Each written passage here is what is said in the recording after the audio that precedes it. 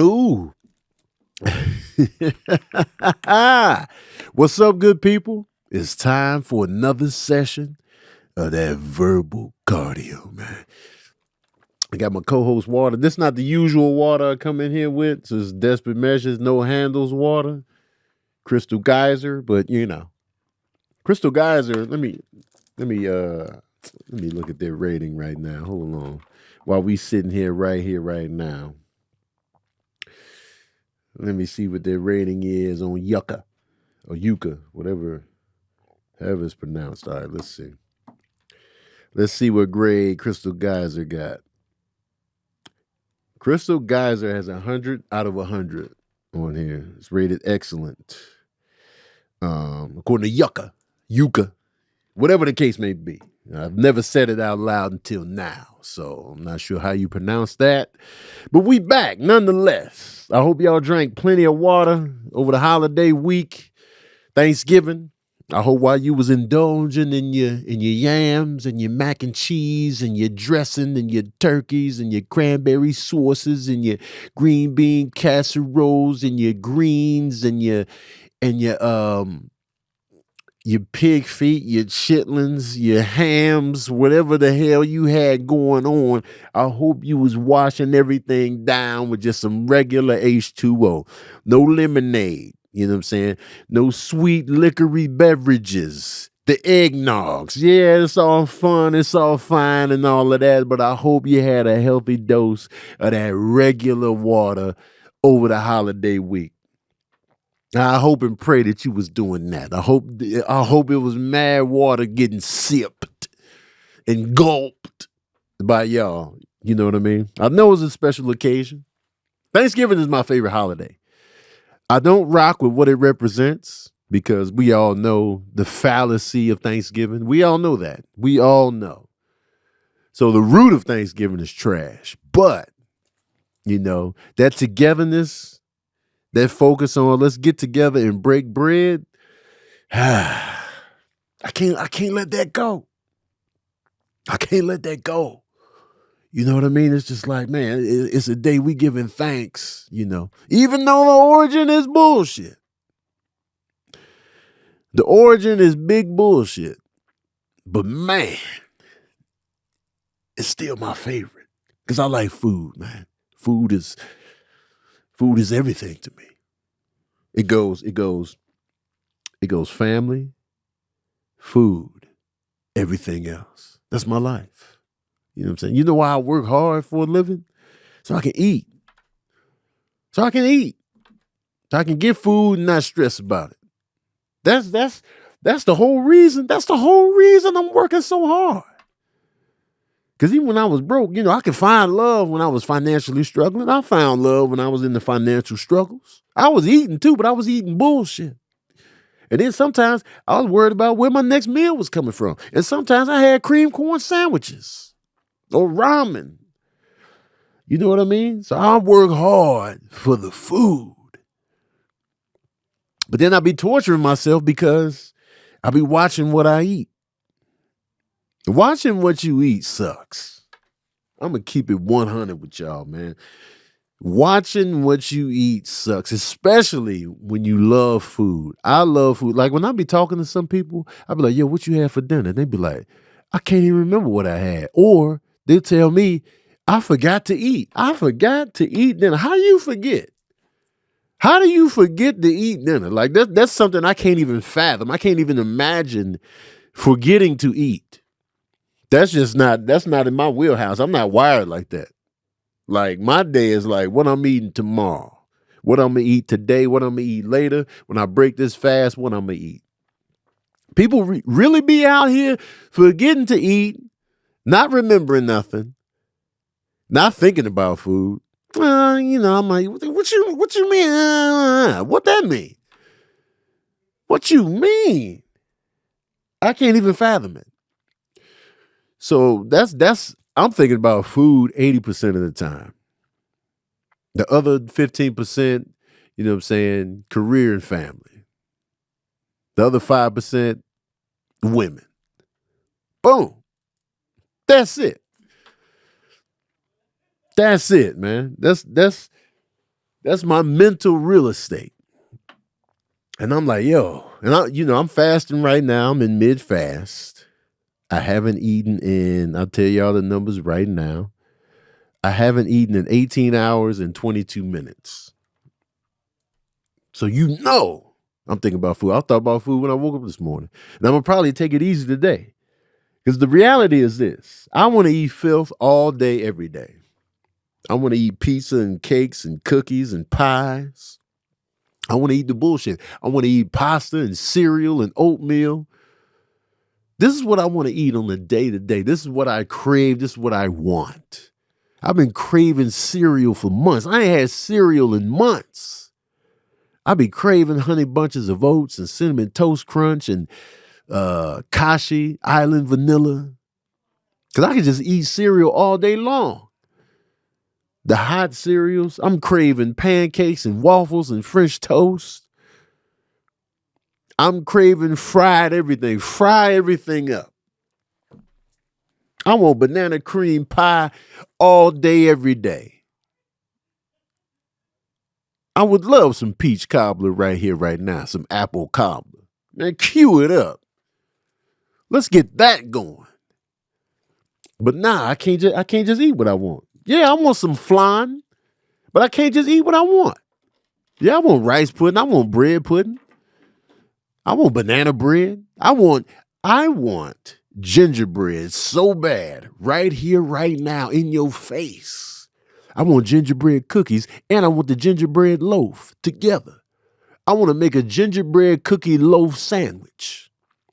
I want the cookies as the bread and the loaf in the middle as the meat.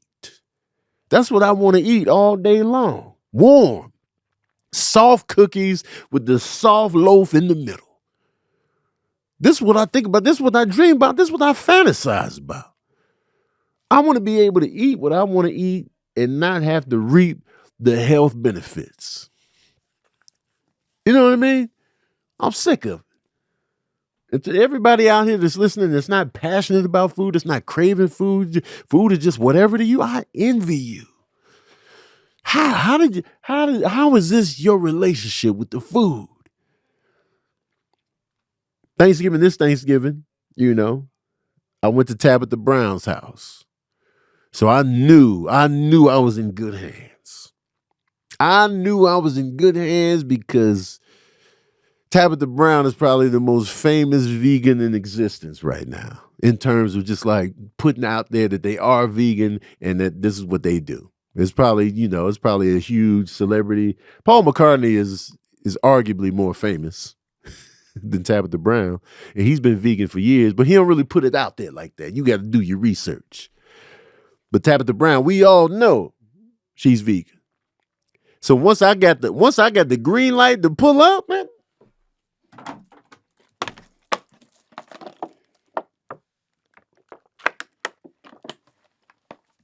it's a no-brainer. I'm all in. Call me. Let me come by your house. We're on. I was in there. Well taken care of. The food was great. The leftovers was even better. Your boy ate good on Thanksgiving. And the discipline didn't stop for your boy, even on the special day of days. I only had 2 plates over there. I only had 2 plates at Tabitha's house. Could have had 3, 4, 5 of them. Only had 2. And for y'all sitting there and be like, man, 2, I mean, that's the norm. Not for me. 2 plates on Thanksgiving is not the norm for your boy. That's not the norm McDonald over here. Okay? So for me to go the whole Thanksgiving only having 2.5 plates. The other half, I had macaroni and cheese when I went to Rhea and Tony's house. My cousin made mac and cheese. I had that. That's the half. I only had 2.5 plates for Thanksgiving. That's wild. And I'm sick of it. I'm sick of it, man. I'm sick of the discipline. Tired of it. And I know y'all be applauding me, man. Y'all be like, man, Tony, man, your discipline, man. You out here with the discipline, man. Tone, man. How you doing? I hate it. I hate it. But hey, it's what I got to do for what I want to achieve for myself. I know what food does to my body, and I keep that at the forefront. Now, my issue now is that the food that I do eat is portion control. That's my biggest weakness is the portion control. So yeah, I'm eating the right things. I'm eating the salads. I'm eating the fruit. I'm doing the smoothies. You know what I'm saying? But still, I'll be getting popcorn. And I'll be just overindulging on the fruit, on the stuff that I can and will eat. I overindulge in that little window where I'm not fasting. That's my issue. Portions, man. Portions are my arch nemesis, man. Fuck portions. Portions Monroe. Fuck portions, man. If I see portions out here on the streets, man, we fight. Hey, Tone, is that portions over there? You're like, nah, that ain't him. He taller than that. Nah, Tone. I think that's portions. Nah, man, that ain't him. I'm telling you, dog. Listen, man. I know my eyes. That's portions over there. Yeah. That's him. That's that punk ass nigga that was talking shit. Portions is always talking shit. And now I got to handle it. Anyway, man. I hope everybody Thanksgiving was good, man. Shout out to the patron saints in the building up in here. As usual. Loyal to the soil. You know what I'm saying? Miss Maya G, Crunchy Apple, Chase Ali, randomly CJJ Thomas, Cocoa Puff, Cafe Olay, Mishi, Simone L, Megan Baca. Alrighty then. San Francisco 49er girl, Michelle Lambert, G-Man, Duchess, Trey Porter, Zakia, Galactus, Ayomi, Ryan, Carla, Camille, Sarita, Sherry Tucker, Patty, Candace J, Jamal B, Miss One, Sapphire Blaze. I appreciate the patron saints, man.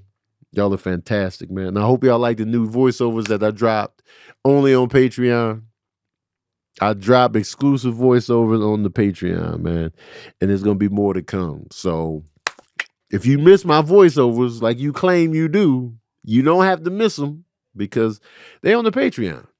Now you're just being stubborn. Now you're just being stubborn and cheap. And that's fine. That's your business.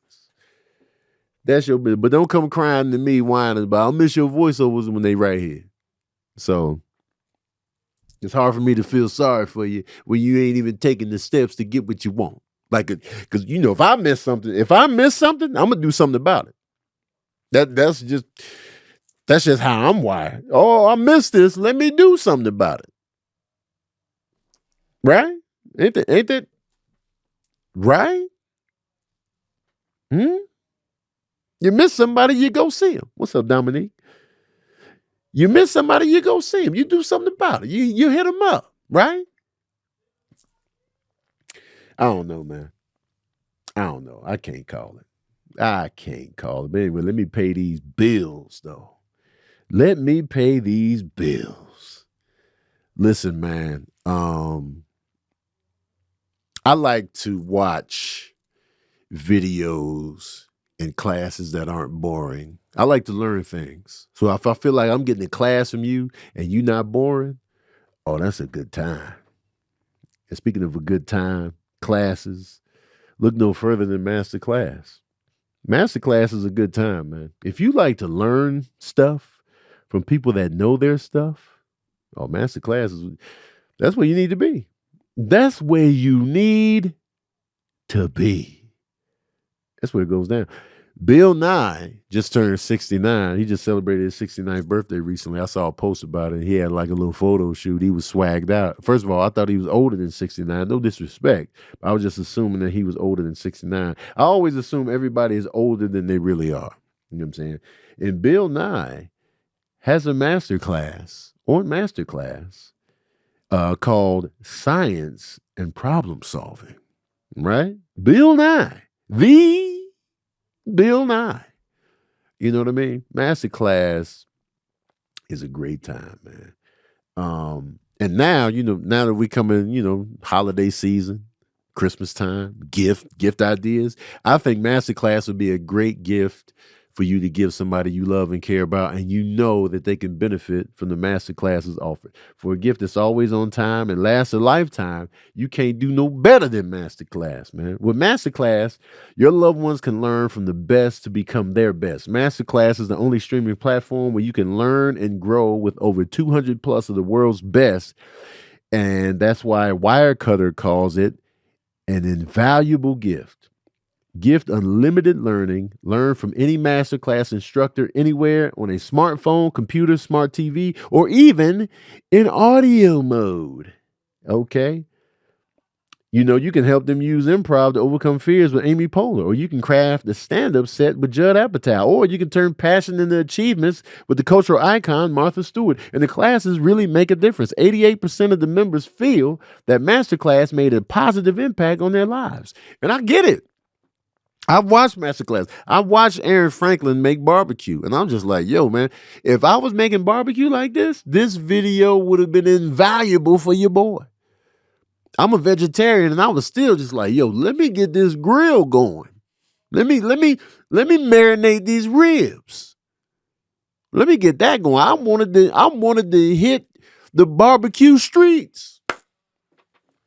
I was like, man, let me get in on this. Let me get my dry rub going. Let me get the flame going. Let me get that cracking and popping. So I think it's a fantastic gift to get. If you're wondering, man, what should I get so and so? Man, Masterclass, you can't go wrong. And Masterclass always offers during the holidays. So sometimes up to as much as 50% off. So during the holiday season, man, stay on the lookout to see what kind of deals they got going for the holiday season. So sometimes as much as 50% off. Sometimes as much. Head over to masterclass.com/verbal for the current offer. You got to go look and see what the current offer is. You know what I mean? So masterclass.com/verbal for the current offer. That's up to 50% off, masterclass.com/verbal. So pull up on that. Get in on it.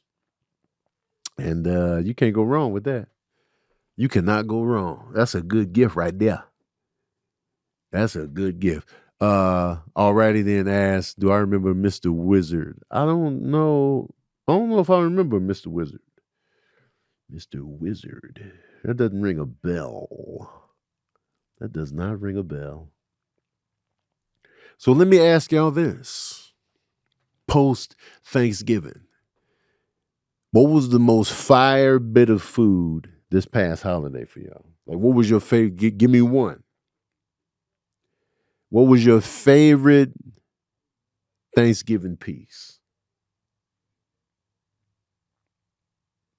No, not just my food. No.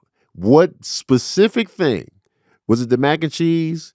Was it the turkey? Was it the dressing? What was your favorite piece this past holiday season? Latoya Larkin says the cornbread dressing. Mishi says the creases, the watercress. Your aunt made lasagna. Making the banana pudding. Your stuffing, mac and cheese. I want to reiterate this, y'all. A lot of people get them confused. There's a difference between stuffing and dressing. They are not the same thing. They might have similar ingredients, but they're made differently. Stuffing is when you put it inside the bird. You just shove it all the way up in there, man. You just penetrate the bird and you put it all up in there. Dressing is outside of the bird. That's something different. So a lot of people consider stuffing and dressing to be the same thing. There's different. They're different. Okay, I just want to reiterate for those of you that get the lump them together. They are different. Jay Thomas said both are gross. You're gross, Jay Thomas. How about that? You make me throw up. How about that? How about that, Jay Thomas? You gross me out. Soon as I see your name, I'll be like, "Ugh." Jay Thomas, you taste gross. How about that, man? How about that, Jay Thomas? Because word on the street is they say you taste gross. That's word on the street. I know some of the people you got intimate with, and they was like, Jay Thomas tastes gross. And then they said this. They said this verbatim. They was like, dressing tastes better than Jay Thomas. And I was like, oh, snap, that's crazy. Yeah, yeah. They just volunteered this information.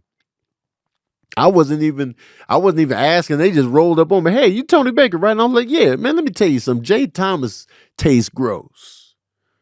And I like dressing better. And then they walked off. I was like, damn.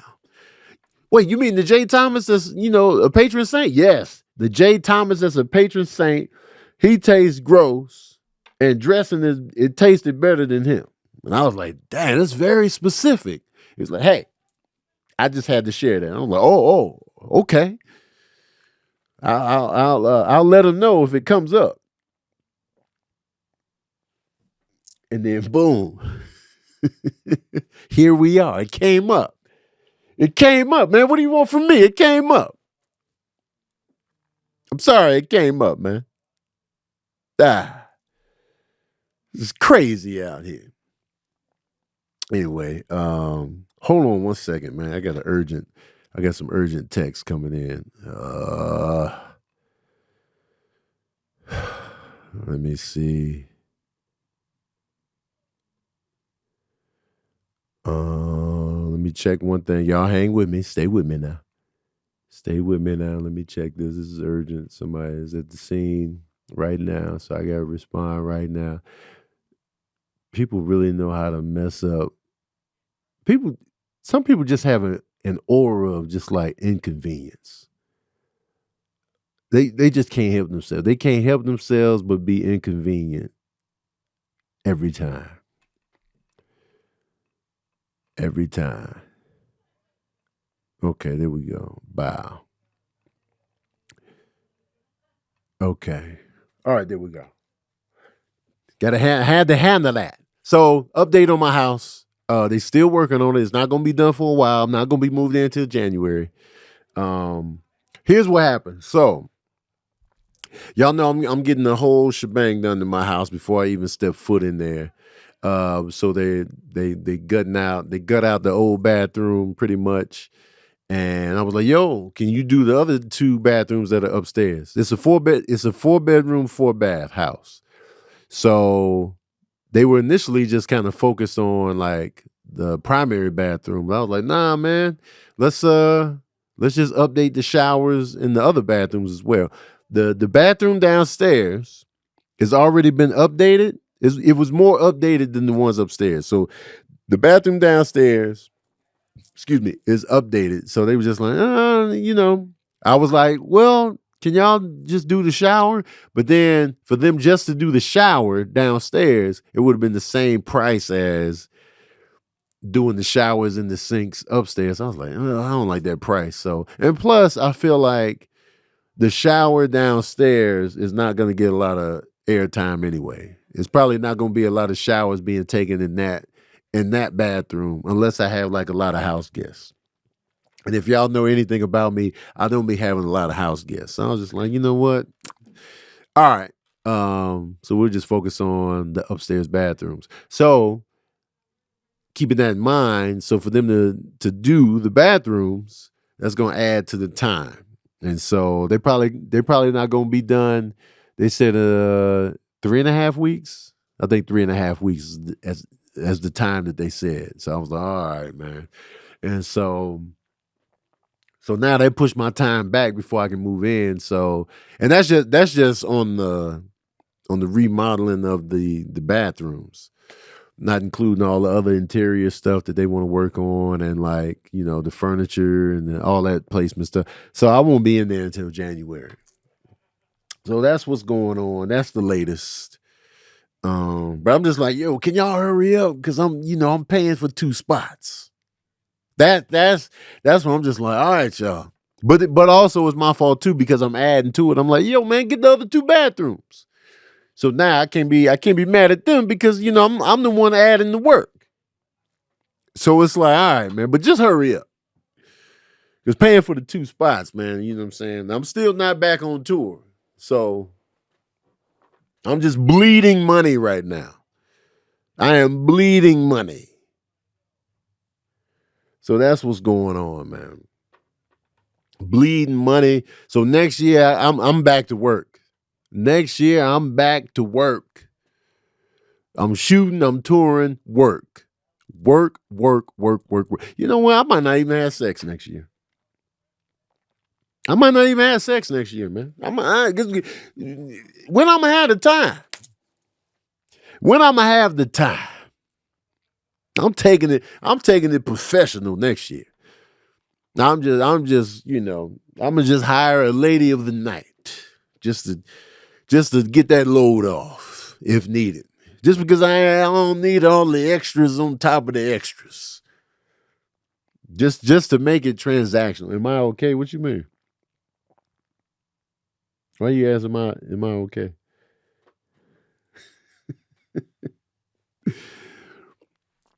If y'all know anything about me, you know I couldn't do the transactional sex. I couldn't pay for the sex. Oh, it started with the lady of the night. You walked in, as I say, I'm gonna get a lady of the night. No, you walked in on the wrong time. The reason I say that is because it's just less pressure, there's less strings attached, there's less potential heartbreak. It's just easier. It's just easy. Like, here's the money, let's do it. And then it's just like, but for me, it's too transactional. I'm gonna be in my head every pump. I'm in my head. How many customers have you had and who had what? Every pump, I got questions. How long you been doing this? Who else was up in here? You ain't really feeling me. These are hollow pumps. And then I'm just in there, I'm just in my own mind, and I'm not even enjoying myself now. I'm not even lost in the sauce. I'm not even captured in the moment. I'm just in there, man. Yeah. Transactional pumps. I can't do it. I can't do the transactional pumps. When I was in Amsterdam, we was in the red light district. I was just like, I don't see how people can just walk up, go to the glass and be like, yeah, I'll go in there. And then you go in there, pumps. And then you just come out. And I'm like, my packaging is very, very much in sync with my mental nowadays. Like a young tone, I might be able to disassociate the two and be like, hey, man, the shaft is going to shaft. But now it's like my mental got to be right. And I would just be in there like, this is transaction. And I wasn't even turned on by the women. Because it was all I saw was transaction. No matter what they look like, I'm like, transaction. All I saw was just cash. They were like, hey, honey, cash. And it was just like a dollar sign, just like with that little jazzy, saxophone playing.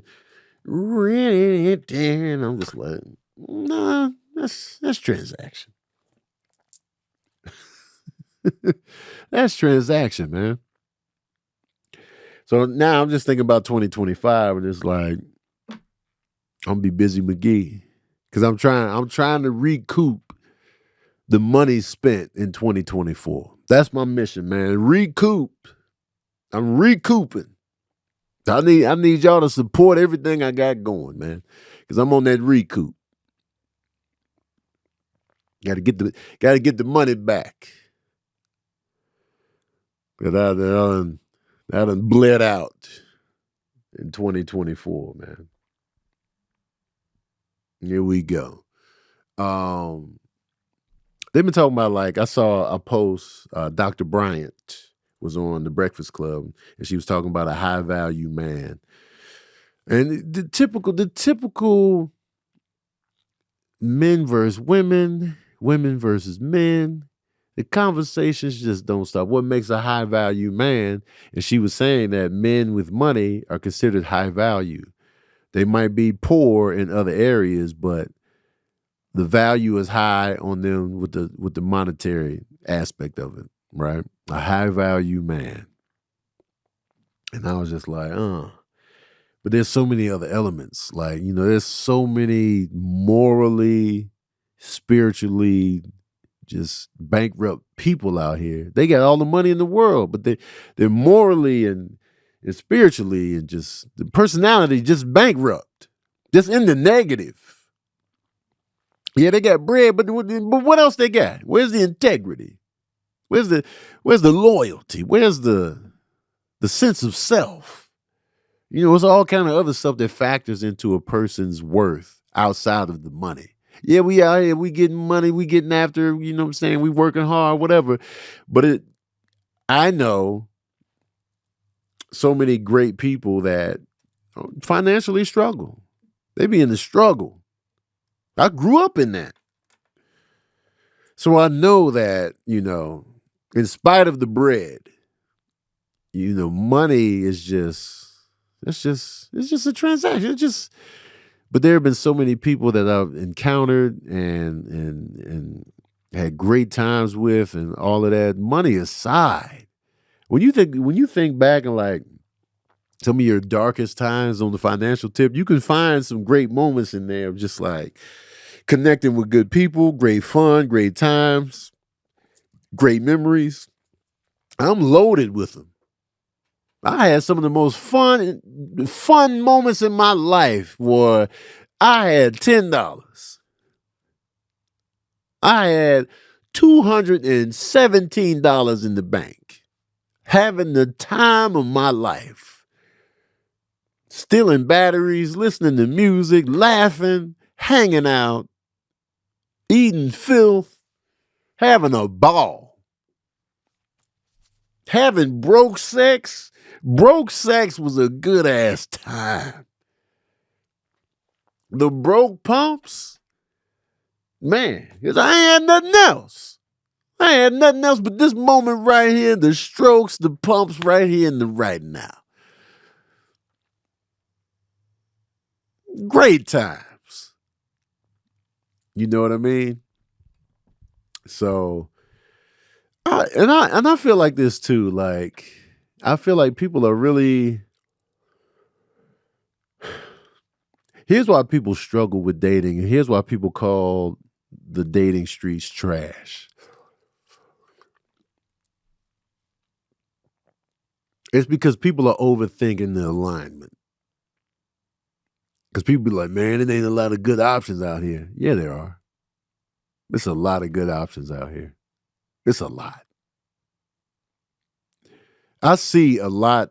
There are a lot of great women out here. I'll be seeing them. I'll be like, yo, man. Man, that's a winner right there. They all over the place. Believe it or not, ladies, it's a lot of good dudes out here. They out here. Now, what they gonna look like, that's gonna vary. But it's a lot of good dudes out here. A lot of dudes looking for love, looking for a relationship, looking for exclusiveness. They out here. Y'all just looking in the wrong directions. Or you're not exposed to enough people. And that's another thing. You're not exposed to enough people. You're not meeting a lot of people. And I find that people that dwell in spaces where they meet a lot of people,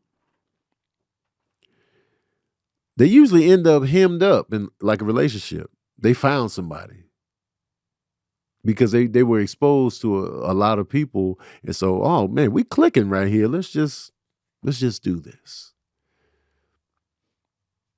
They be booed up because they meeting people. They out here. And sometimes a lot of people end up booed up and they wasn't even looking. They wasn't even looking hard. They wasn't even looking. They're like, man, you know what I'm saying? I like this person. And what the hell? Oh, here we are. We still in it 5 years later.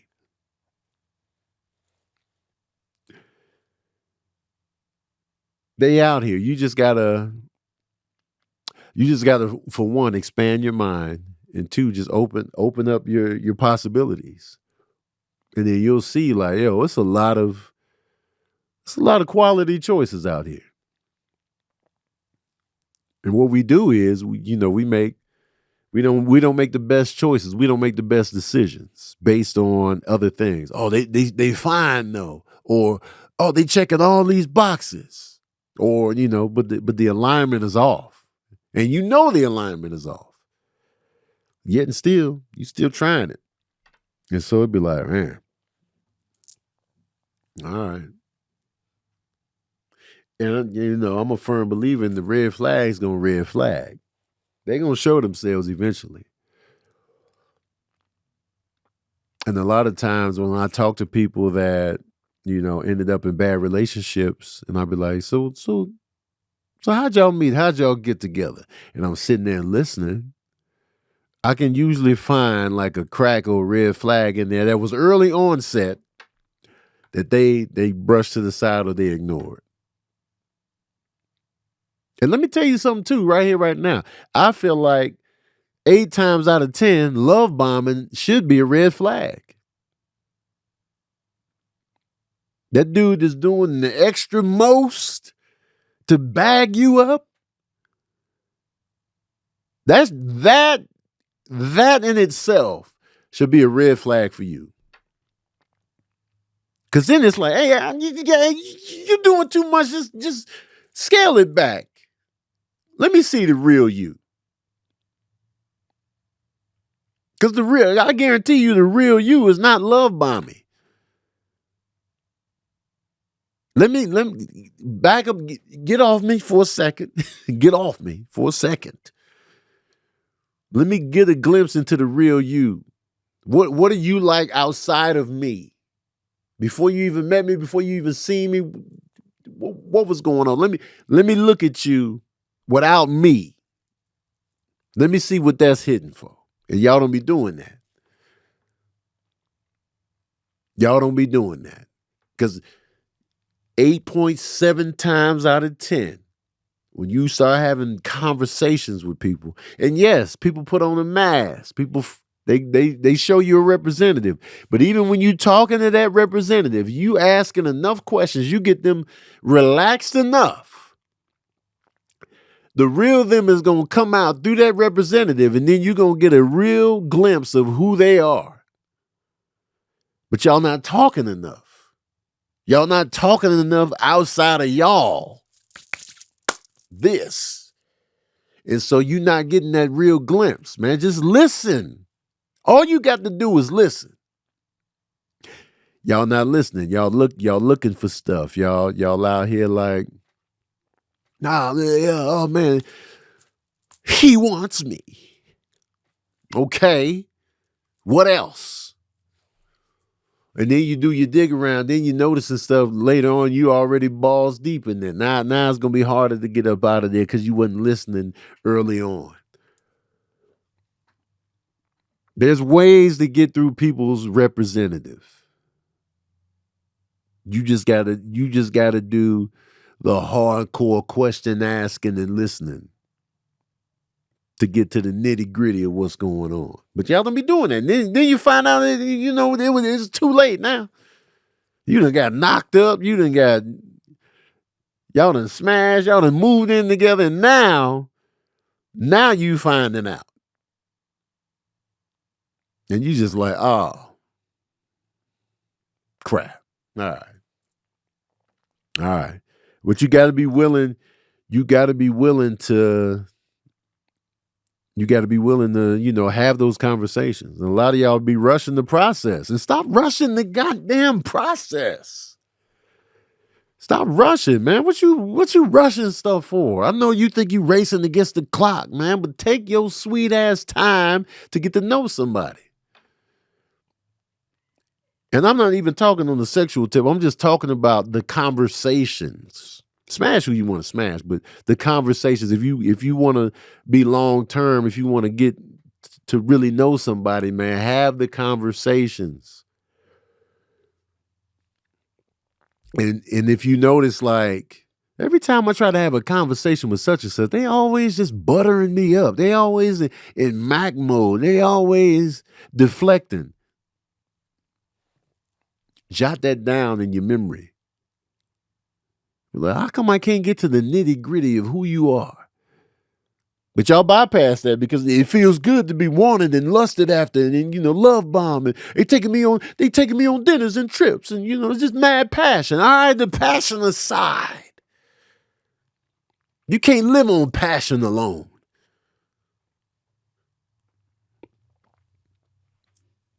Start having those regular conversations outside of the lust and the passion and the want and the love and the, we're going to build a life together. And, all right, that's cool. We're going to build a life together. But so what was you like growing up? Man, growing up, I just thought about you. I was just looking for you. I just never found you. Man, shut up, man. Shut up. Give me the real you, man. Tell me about your friends, your family, man. What's going on with them, man? I never felt like I connected with my family until you my family. All right, man. All right, you doing too much.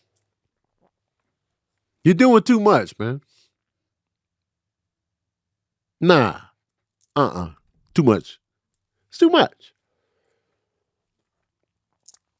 You got to have these conversations. Got to. And for me, like, if you come for me, women, if y'all come for me, I'm going to probably give you information you ain't asked for and that you ain't even want to know. And you're going to be like, oh, I risk turning you off for a living. That's why I dwell. I dwell on turn you off lane. Transparency, Mississippi. That's my address. So I'll be like, look, man, hey, you feeling me a little too much. I'll be doing this. I say this. I'm out here doing this. I did this. I did that. I'll be thinking this. I'm gonna give you mad information. I don't want to hit you with no curveballs.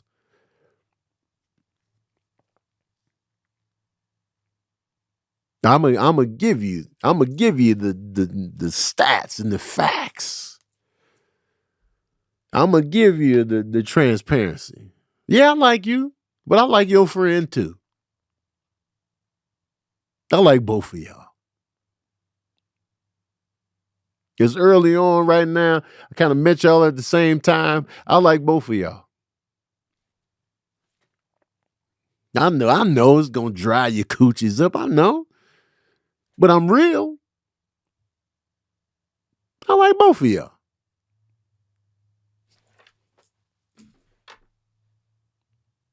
That's how I feel.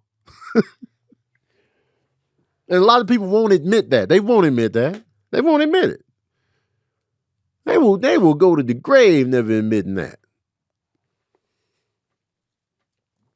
I'm like, nah, but I'll be like, listen. I like you and your friend. I like both of y'all. Damn it. Now, I might spend, more time with one than the other, and then I might develop more feelings for the other because, but initially, off the top, how many times have you chose the wrong friend?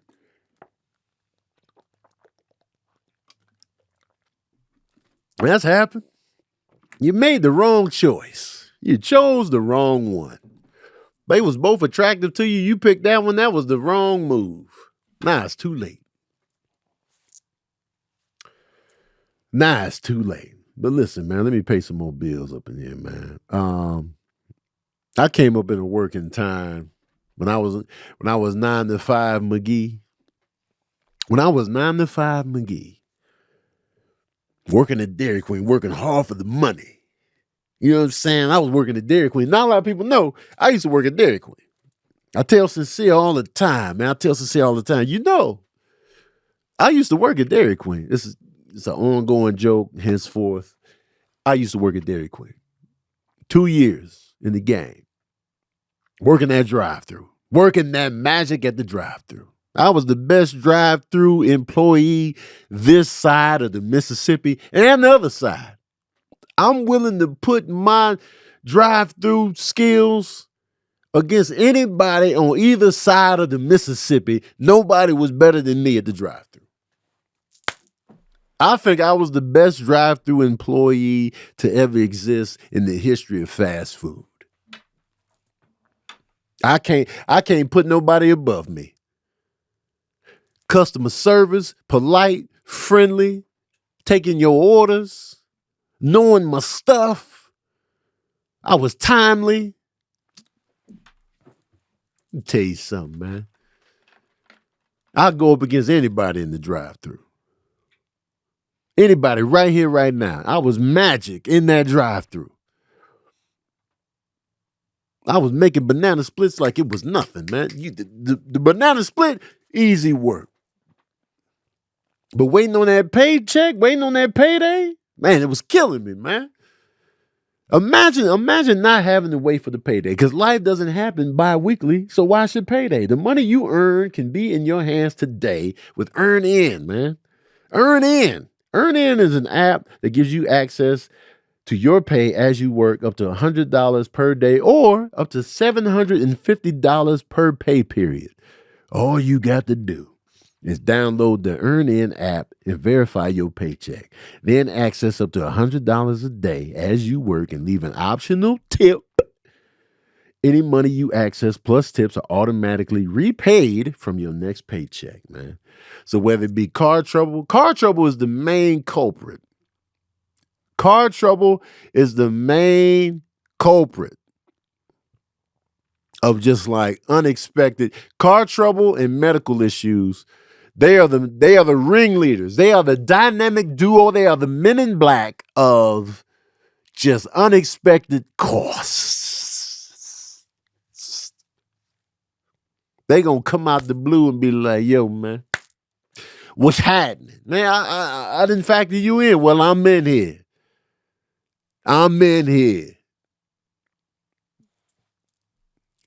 House repairs too. House repairs, though, that's gonna be a new issue for me.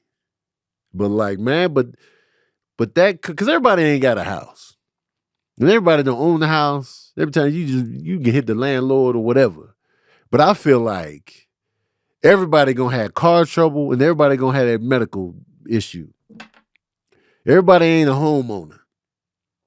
So you can just be like, you can call the landlord or the property manager and be like, hey, man, my AC tripping. And then they come fix it and you ain't got to pay for it. But, man, even if you live in that apartment, even if you renting your car out there like, I can't go to work today. What you mean you can't go to work today? I can't do it. I can't start for you.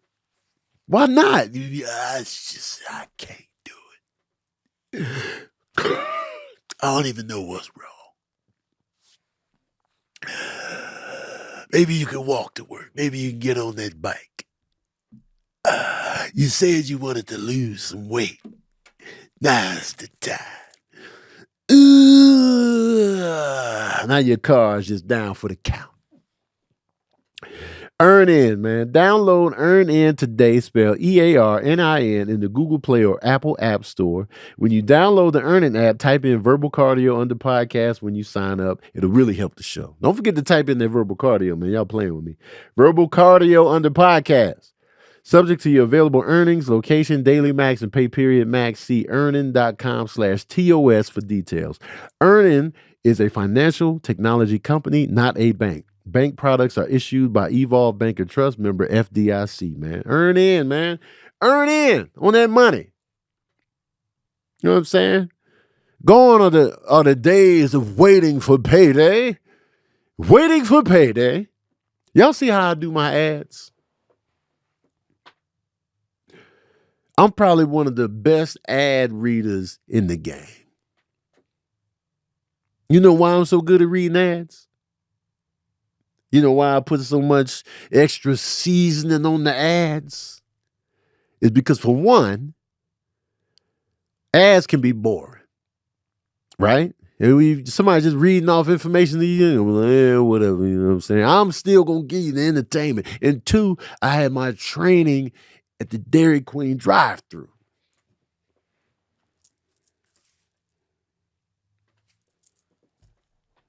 You see what I'm saying? I'll put my ads against anybody. Anybody, man.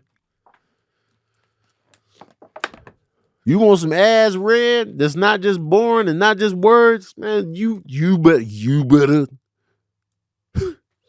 ask for Tony.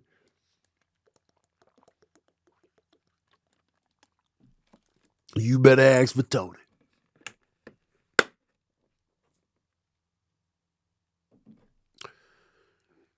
Because I'm going to give you what you're looking for. Plus.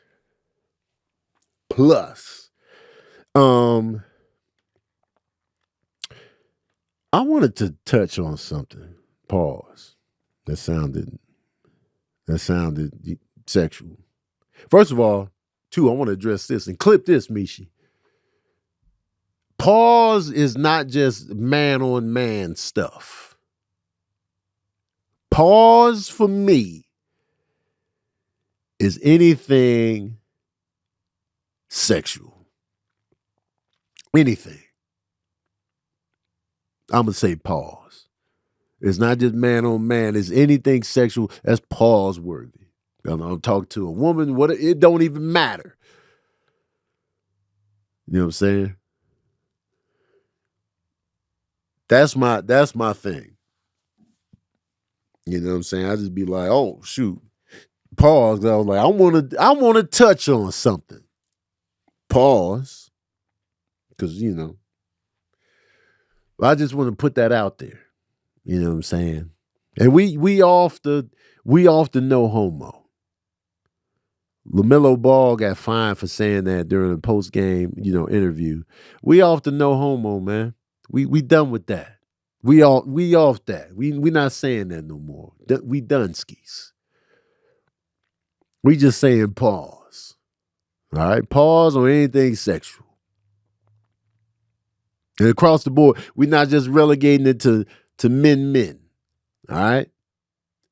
Is anything sexual. Pause.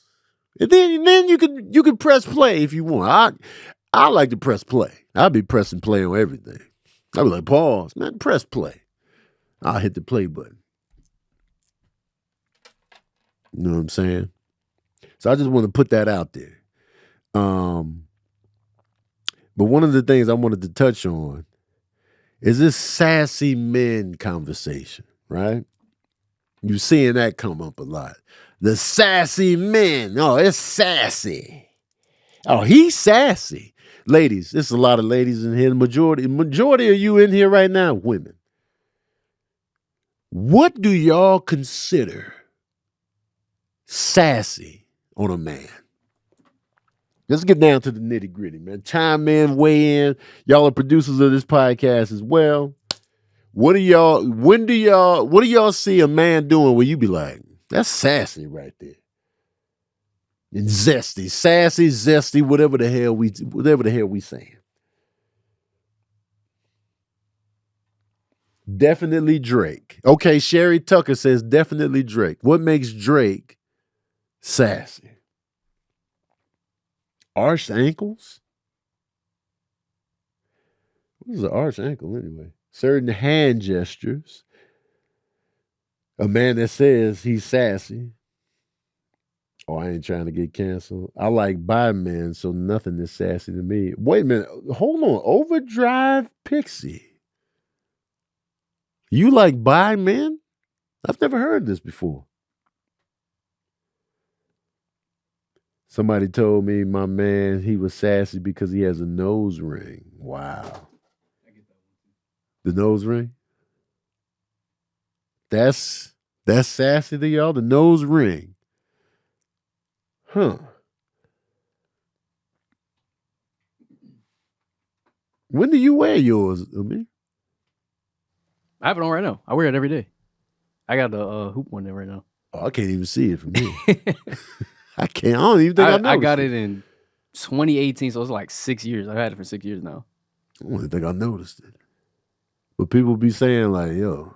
It was a thing, like my parents was parents was like, nah. But it was definitely rooted in a little homophobia. Did they trip on your earrings? Yeah. I couldn't do earrings until like the week before I moved away for college. Okay. And I've been asking since I was like 9 years old. So they was against all piercings. They was pretty much. They was like, no, earrings was, but the earrings was cool. Yeah. Then when I went to get the nose ring, they was like, I'd rather you get a tattoo. That's what they told me. You know, tattoos are permanent. That's what I'm saying. You would take the nose ring out. Yeah. They were not. It was bad. So I had to wait till I like moved out essentially. Yeah. So when I was living in LA, I was like, you know what? First check, I'm gonna get my nose pierced. So that's what I did. But it definitely comes off and be like, oh, I don't like men that got nose rings. And then I'm light skinned on top of that. So that's just not. I'm not winning. It's wild out here, man. We can't even get pierced up.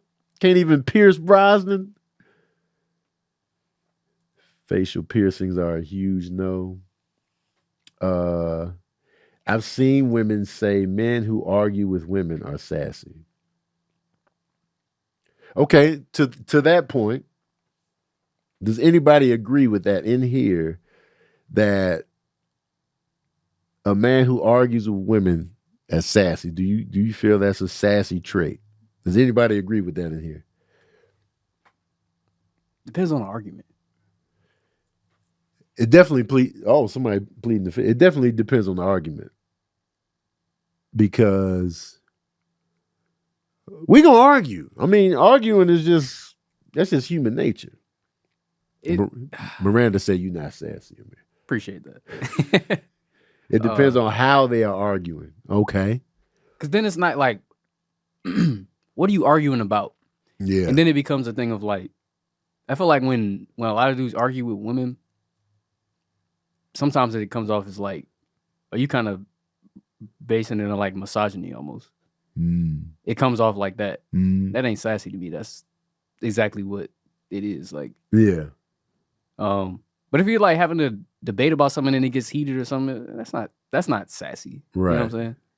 Because a lot of people can't fathom a man and woman arguing without there being a component in there of, oh, you disrespecting women, or the other component of, ain't no woman gonna tell me this. So it's always that underlying, like, what mindset do you have towards one another on the underneath? And you don't know that unless you know the two people in the argument, you won't know that. I think the sassy part, it comes out as really what we're getting at is the emotional side of it. Right. Like, obviously, dude arguing with a woman, and it's like, that's emotional, which we consider to be, quote, female trait. Right. So then that makes you sassy because now you're arguing with a woman. Now you and your feelings. Oh, yeah, you and your feelings. You're sassy now. You sassy, man. You feeling stuff? Sassy. Oh, I can't have feelings in this thing? Nah, man. Men don't have feelings. And that's the problem, y'all. Y'all got to let men have feelings out here. All right? All that bottling up, all that keeping it in. 90% of doctors will tell you, be careful about stress. They blame a lot of our health ailments on stress all the time. And a big factor in stress is that you just holding back feelings, you internalizing, and that's just going to add to your stress count. And then the next thing you know, you dead. And men, we die earlier than women already. So then when we do emote, or we let you know our feelings are hurt, or we got feelings on this, and we express that, now we deemed sassy or emotional or in their feelings. So it's like, well, damn, what are we supposed to do? We supposed to be quiet. We supposed to be internal. We're going to take it in. We're going to hold it in. And then we're going to explode violently on somebody. Or even worse, we going to start shooting, or we just going to blow off steam with physical violence. There has to be, a healthy flow of just expressing yourself without because I'm a sensitive person. Like, I've always been sensitive since I was a kid. I've always been like sensitive, and if you yell at me, I take that. Like, I don't like it. I don't like getting yelled at, and so that's enough for me. I'm like, oh man, my feelings are hurt. Or when I get angry, I used to cry. I used to when I'm mad, the tears would flow. You would piss me off to the point of the tears was ready. The tears was like, yo, man, let's do this, Tone. We mad, we rolling out. And they roll out. In mid-fight sometimes, I got the tears. So it's just like, and so I own that. I am a sensitive being, man. You know what I'm saying? Like, stuff be getting to me, man. I'll be crying. I'll be folding up. You know what I'm saying? I'll be taking stuff to heart. I'll be offended. You know what I mean? But like in this day and age, you can't be too sensitive as a man. Now you're soft. Now you're feminine. Now you're in your feelings. And so, but I'm not about to hold feelings back just because, it's not seen as manly. I'll be like, man, listen, man, I'm hurt. My feelings is hurt. And we have to allow that. We got to allow men to be able to feel things and express that without the extra judgment. Now some people are like oversensitive. They overly sensitive about everything, and then it's just like, man, now I got to walk on eggshells with you because everything is gonna have you in your feelings. I've never been in that realm, but and I think that's what makes me funny is that I am sensitive and observant, and I feel things and I express things a certain way, and I think that appeals to certain people. And then some people be like, man, you always complaining and fussing about stuff. The hard dudes in the comment section that got no feelings, they androids, forever tough. And I just be like, man, I don't know you, nigga. I don't know you.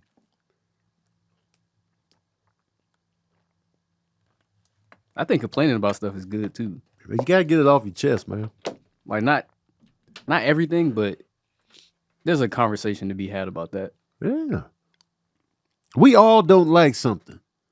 All of us. Yeah, and it's okay to just express that sometimes. People have told me I complain a lot, but sometimes just be vocal about like BS. Sometimes just be BS. Yeah. And it's just like, you know what, bro? I gotta say something about this, so I'm gonna say it, and then we can go there from there. And it's like sometimes I just gotta get that shit off my chest, bro. Like, this is crazy. I'm not feeling this. And then here's the benefit of complaining. Change. So if you complain about something that you don't like, if it's something that somebody's doing around you or doing to you, 8 times out of 10, they're going to change that. They're going to change it. Oh, man, you know what I'm saying? Tony don't like it, loud over here. And then they make the adjustments. Or, Amir don't like this, so let's do this. That's why you complain when you go to a restaurant. You're like, I don't like this right here. I don't like onions in my thing. And then they're going to change it. And then you won't have to worry about it. So people knowing what you like and don't like, it can only benefit you by expressing that. Now you sit up here and like, they never complain. But internally, you just like, well, I don't like this, and this. About to blow up. Yeah, I don't want to say nothing. Then they explode later on down the line. You ever been exploded on from somebody that like, and I'm sick of this. You're like, what? We've been doing this for years. Well, how come you never said nothing? I don't know. And they done sat up there and took it for years because they weren't vocal about the complaint. That'd be the worst, because then it's like, what else? Exactly. What else you holding back? I thought you was cool with this. No, I ain't never liked it. Well, now they at a loss. And so, but for me, out the gate, well, I'm not really feeling this. But people like, nah, man, Tony be fussing. He be complaining. Somebody said people pleasing. It is that too, but on top of that, like specifically speaking on people pleasing, a lot of guys are people pleasers, specifically trying to please other men, not knowingly. Oh. because it's like, if you're talking about patriarchy, masculinity, you suppress things because you don't want to be viewed like, that's a people-pleasing trait. That is. Well, how about that?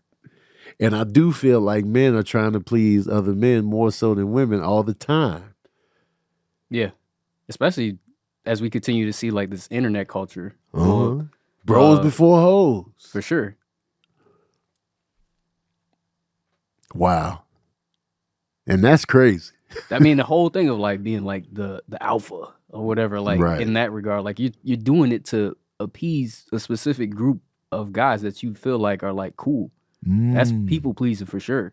I'm not saying that only men do it, but it's like men do it to other men. Women are not trying to people please with other women particularly. They more have a bond of like, we're in this together. Whereas like it's trying to appease, they're not trying to appease each other. Essentially. They were more likely appeased to a man. Yeah. Just because that's how the system is set up. Where dudes are trying to appease to a guy, but not like in a romantic way, but more in a respect. Right. Like, you get me, like, you know, on that kind of level kind of thing. But not like a bond, but more like respect. Right. I want to be respected in here from these men. You hit the nail on the goddamn head. That's crazy. I didn't even think about it like that. Because for me, like, usually, like, because my mindset is, let me think, like, who am I trying to please on a day-to-day? I feel like I be trying to please myself. Pause. But like, I feel like I'm very much rooted in staying true to myself, no matter what that looks like. And so I come up in spaces just being me, and then if people don't like it, I'm just like, well, sorry. I feel like I've reached an era where younger Tony, for sure, I was trying to please and trying to, you know what I'm saying, trying to be cool and trying to impress and trying to, you know what I'm saying? That's why I got Nikes when I couldn't afford them, or, you know, whatever. Yeah. Just trying to keep up with the... I feel like that's natural. Yeah. You grow, like, there's a point in your life where you're going to grow up and be, especially like through school and stuff, where stuff is like what everybody else is doing, like what is cool, understanding what that is. But there's a lot of parts of it where people end up losing themselves because they don't know what they like and cater so much to what everybody else likes. Right. And I feel like that part is just natural because that's just, you're around these people all day. So it's just normal for you to feel like some kind of way, like you want to fit in. I feel like that's a normal kind of That's a normal coming of age thing. Yeah, coming of age. But as you get older and you spend more time by yourself and stuff like that, you gotta know what you like and what you want to do, and not so much of the opinions of others. And that part of being selfish, I feel like is okay. I'm not saying fuck everybody, but it's like I gotta make sure I like me and I like what I'm doing, so that when you blend in with other people, everybody has their own collective things and they understand they can get together and still be empathetic and care about what everybody else is doing. Yeah. That part is missed by a lot of people just because circumstances are just, you know, mindset. They don't grow up like that or having the opportunity to look inward a lot of times. Especially if like if you had that mindset early on, like we were saying, like you're trying to fit in, you're around certain people, you're trying to impress. If you never really change that circle, then you're not really gonna have the time to really. Because that's why I feel like college and travel is always beneficial. Yeah, like you see those people that never left their hometown and never left their block or whatever. They're stuck in like the same mindset because they're around the same people. Yeah, this is what we doing over here. You know, that's why I consider when people say the trap, like that's what it is. Yeah. Because but then like if you do go to college, you keep getting around different groups of people, different types of people, and then through all of that, you're forced to like, all right, I can't keep changing every time I get around a new group. Yeah, what do I like? What do I feel? What am I? Where do I fit in this? Yes, And then that's when you really start doing the digging on your own self as you grow. And that's what I feel like was beneficial for me to go from Chicago to New Mexico, now California, now this, because it forced me to, all right, who am I? What am I bringing to the table as I go in these new spaces? And and then that's when you start doing the self-reflection. Rather than, that's why you always see those people that are stuck in certain mindsets, and they stuck in it with the same group of people. Yeah, it is. It sucks because it is, a lot of it is exposure, and that is circumstantial. It's circumstantial as well. Just because like when I was living in Virginia, I was so young, but I didn't really know like what it was. Like this was just normal for me. Right. And then we moved to Atlanta, and then I was growing up or whatever, and I'm looking at all my friends become like drug dealers or gangbangers. And I'm like, what the hell is going on? Like through adolescence, like through middle school, through high school, it's like, what the hell is happening? Right. Then I go back and I'm like, oh man, this place is the same. Like when we move, I come back every time, it's like the same place, the same people doing the same thing all the time. And it's like, oh, they don't have that opportunity to see something better or know anything better. And then my family members are coming down and be like, bro, this is crazy. I ain't never seen da-da-da-da. And it's like, it's one of the things to sit back and be like, I had an opportunity because my parents saw it for us to be like, hell no, we can't stay here. Right. We did this already. This ain't for y'all. But not everybody's going to be fortunate enough to have that experience. So I always try to make sure like the people around me like, yo, you got to, like, no. Like, I'm telling you, like, bro, you got to do this. You got to try this. Like, something like, come on, bro. You like, stay level-headed to an extent. Now, you can't keep falling back to all of that other stuff. You got to branch out. Yep.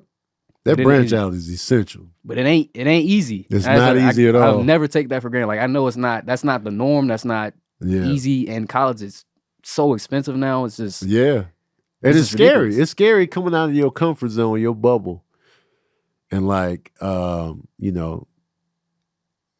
college. Even community college can be a little bit beneficial, but just like college in general is it just opens you up to a lot of different things and like. Even though I didn't get a degree, I dropped out of college, it's still the best move I ever made.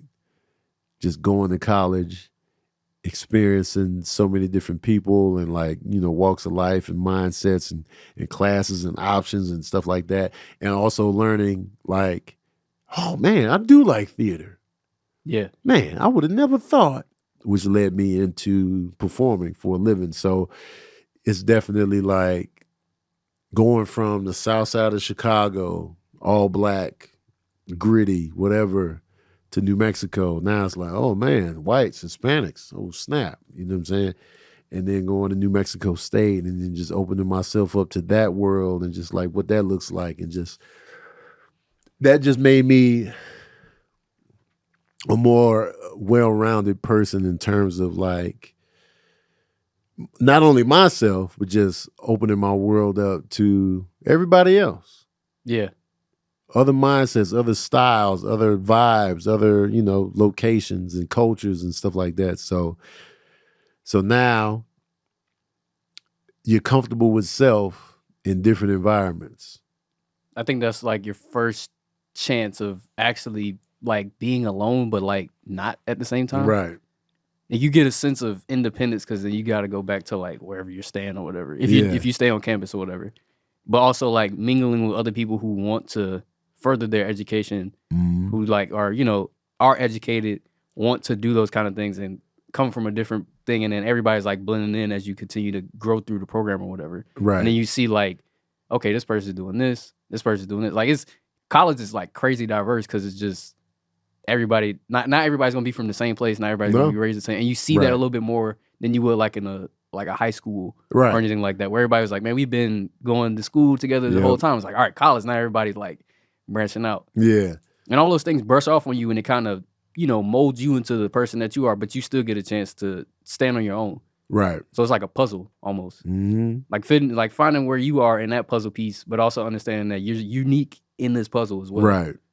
That little corner puzzle piece. It's like when they do that collage thing with like a bunch of pictures of people's faces or whatever. You only see when you zoom in, but like zoomed out, it's like one big picture or whatever. It's like that. Like you still individually are your own self. It's just like fitting into where you mold in the relation to everybody else. Right. And I feel like that's vastly important. Especially when you come across closed-minded people and you really think about like their origin stories on why they're so closed-minded, you be like, oh, okay, I get it. You just haven't been exposed to certain things. Yeah. It's like how people speak on Hollywood. Like people have this perception of Hollywood. They've never even worked in the space of what Hollywood is.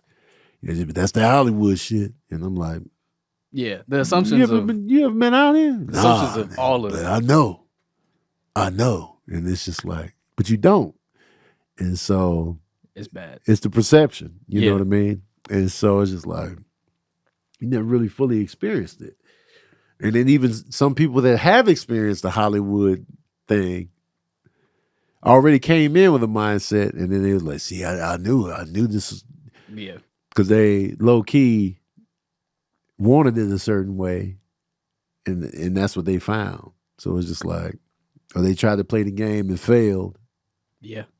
And then it's like, because it's a lot. It's a lot more nuanced than most people understand, and even a lot of people don't even brush up against like the real supposed evils that take place within the industry. It's a lot of that just in general because it just trickles down on several different levels. So you run into a dickhead here and there all the time. Like, but as far as like what people say when they talk about like the Hollywood stuff, like changing the people and all, like, come on, bro, like let's be real, the Illuminati thing and all of that, like, come on, man. Yeah, because you brush shoulders with somebody that's actually in the music industry, be like, no, I know this person, like I actually know this person. I don't know what y'all talking about, like, that's crazy. And a lot of times, usually people are who they are before they got into the business of whatever it is they got into. So, you get more access to certain things, but it's like, this person was always wild even before, the blow up. Or they ain't got money and stuff, so now this is like, I could be wild and I got an image, but y'all just see it. That's really what it is. I feel like it's already a part of who you are. Yeah, you might go through a phase. We go through phases too. We got to keep that in mind. Yeah. That was my such and such phase, or like, it's not always a drug or alcohol phase, but there's certain phases that we naturally go through as people. Outside of Hollywood, outside of music, just in life. Like, I went through a phase where I was just always rocking this, or I went through a phase where I was just driving old school cars, or like I was in a phase where I was just dating women that, always gave me attitude. It's always like just trying shit. Yeah, just, And so when you're in the Hollywood or music space where it's a lot of eyes on you going through the phases, then that's when you become that phase. Yeah. People be like, no, that's you all the way. Like, no, it was just a phase. Yeah, whatever. And then you get it's very hard for them to look at you differently if you change. Right. Good or bad. Yeah. I mean, we see that a lot. Somebody go out bad and like we could talk about like R. Kelly. It's like, that's who he was the whole time. He was that guy the whole time. The whole time. Like, you see all the stories, you're like, bro, this man been at it before I was born. Like, this man been at it for sure. And then it's like, nah, man, they just trying to take him down. It was like, they would have been did that. Nah, he been doing that. He been doing this since the public announcement. Since born to sing, born in the 90s. But it was like, but the music, and that's how they looked at him. Is the whole that narrative never changed, but it was just that's what we knew him for was the music, and the music was good enough that people ignore whatever else was going on. Then when it flipped, it seemed like everybody just kind of flipped the script. It was like it got too big to the point where we couldn't ignore it anymore. You're right. Yep. And that's the thing. Like, if you look at people always talk about J. Cole's humility, for example. Mm-hmm. When you listen to him in interviews or podcasts or his podcast series, you can tell this is who he was the whole time. Yeah. This is just who he was. And so, then when they do blow up and get fame and they get money and this and that, yeah, he's still the same thing. The same, individual, or like, Drake is a good example of that. Yeah. As much as he tried to turn into like this big bully guy, that's not him. No. We all know him as like the funny, corny dude. Like, that's literally how he came up, like being funny. Like, you couldn't take him serious. Right. And then every time it's a moment where he need to be serious, it never comes off as like genuine. Like, we don't believe you. And I don't think he believes it either. As much as he wants to convince everybody else that like, this is where you, it's like, nah. Yeah. Gotta stay who you are, man. That's what's always gonna pop. Good or bad. J. Cole seemed like he was raised right. Cause I've been listening to J. Cole's audio series. I'm about 3 episodes in, I think maybe 3 or 4. And just listening to them talk about the whole trajectory of how they came to where they are. You can just hear it. You can just hear that he was always just a kid that, you know, he had the hoop dreams initially, and then he was just like, I just want to be a dope rapper. I want to make an Illmatic, and then just be respected. You could tell it was all about respect for him in the game. And then he felt pressure to make a hit. They were like, yo, we need that hit. You know, when Jay-Z and them signed him, he was just like, yo, we need that hit though. And so he talked about battling with, you know, I just wanted to make a classic album, and then I worry about all the other stuff after that. And then, so just seeing that mindset and like the humble beginnings and like, you know, the empty shows and he said he did a show in Richmond, Virginia. He was like, man, I got about 7 claps up in there, man. And then he had already done. There was one instance where he did a show in London.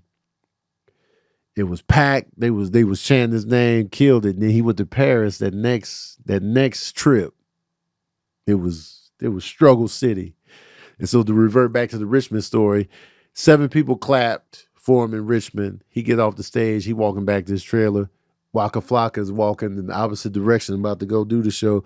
They had already started playing Waka's music, and they was just in there hyped. And he was just like, damn. You know, and so that made him write the line about Waka Flocka. He had a lot of chains because he had on a bunch of chains and he was walking out there. But it just goes to show, like, you know, the humble ups and downs, the humble beginnings, all of that good stuff. And you just see the humanity. Yeah, it was Richmond, Mishi. Sorry. It was Richmond, Virginia. But yeah, it just goes to show like the humility of it all. And certain people that do blow up, they weren't humble to begin with. Like we all know people that are like, man, they would be a mess if they were famous. They would be hard to work with. They'd be doing the most because they already doing the most now. Without the fame and fortune, they already on 10. And you know somebody in your life that's already a diva. You be like, they a diva. And they not even on that Mariah Carey level. You get them up to the Mariah Carey, the Nicki Minaj, Beyonce level, they gonna be a diva up there now. It's just in you. And so, yeah, people can change, of course. But I feel like certain things are just already in you. And Fonte said a line, he was like, money don't change you. It just makes you more of what you already are. And so I was like, man, I've seen plenty of examples of that. So Mishi said, J. Cole used to hang on my campus quite a bit. Just a chill, seeming guy. Yeah, he's very, very chill. I met him one time, super chill. Like, you know, and I think I met him before. I think when I met J. Cole, it was Born Center was out. I don't think Forest Hills Drive came out yet, but I could be wrong on the timetable because Forest Hills Drive was 2014. I think it was at the end of 2014. End of 2014? And then Born Center was June 2013. Ooh. Yeah. Maybe I met him after Forest Hills Drive. Either way, you know, he was already a platinum artist because his first 2 albums went platinum. And talking to him, you would never know he was that type of artist with that level of success. He was very chill, very approachable. It was after a comedy show at Inside Jokes.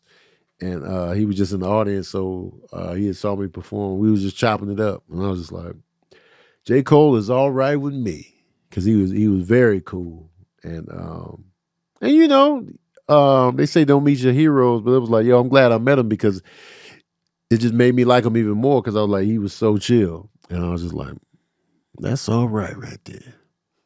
That's all right. And so, yeah, man. Anyway, let me get the hell up out of here. We are an hour and 25 minutes in, man. A lot of talking, a lot of chopping it up. I want to thank my patron saints up in here, man. I want to thank y'all for being in the building, contributing, talking, chopping it up, supporting, all that good stuff. Shout out to Amir with the insight, dropping nuggets of wisdom with the nose ring. With the nose ring in. All right. Go easy on men out here, y'all. Let men be emotional. Okay? Let us express in a non-angry, non-violent, non-yelly type of way. Let us express how we feel. All right? Let us get shit off our nipples. Let people complain and fuss. Let people say if they don't like something, let people get it off their chest. All right? All right. But yeah, don't forget to hit that like button. Spread the word about verbal cardio. I want to grow this podcast, man. It's growing too slow for me. I needed to blow the fuck up already, man. Let's get that going. Let's get that going. Anyway, I want to thank y'all for tuning in to another session of that verbal cardio.